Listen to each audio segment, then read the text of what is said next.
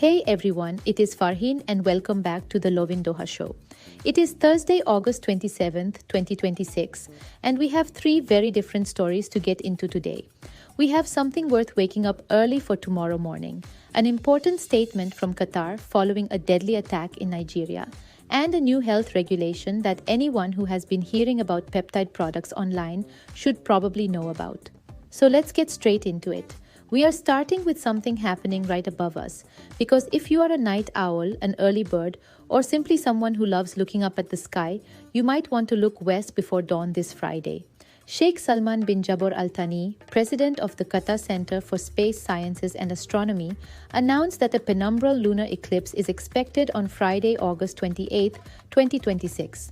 Now, if you hear lunar eclipse and immediately imagine the moon dramatically disappearing or turning red, this one is a little different.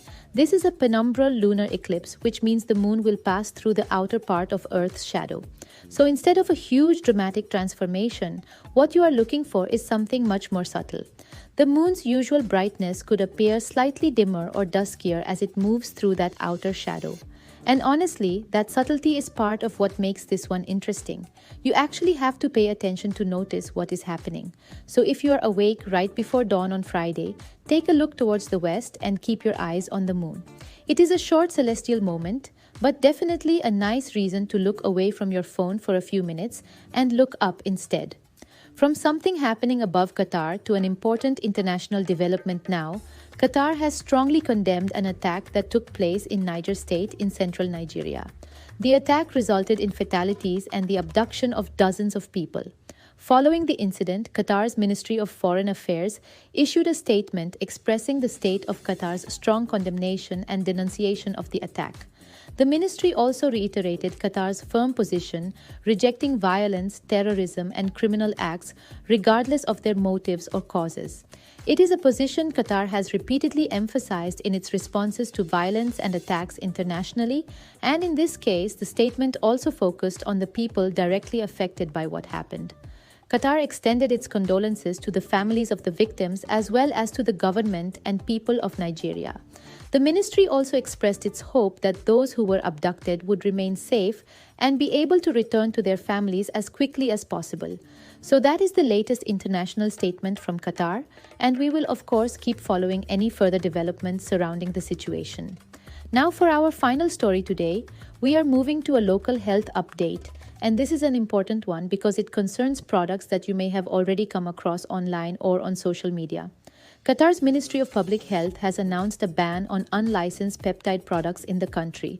The decision prohibits the circulation, distribution, and use of unlicensed peptide products in Qatar. And it does not stop there. Advertising and promoting these products through different channels is also prohibited. Some of the products covered include BPC 157, retatrutide, and MOTSC, among others.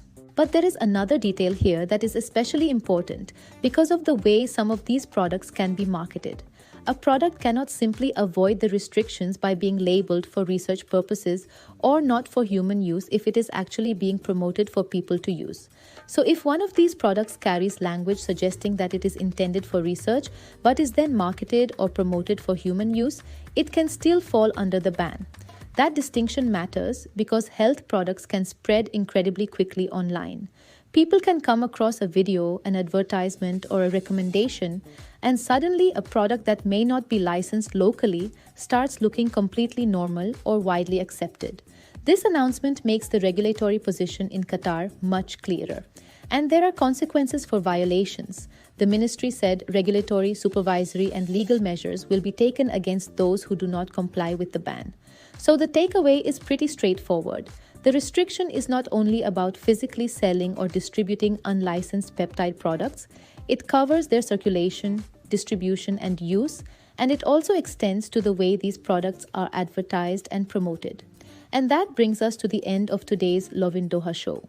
We went from looking west for a subtle lunar eclipse before dawn to Qatar's response following the deadly attack in Nigeria, and finally to an important new Ministry of Public Health decision concerning unlicensed peptide products.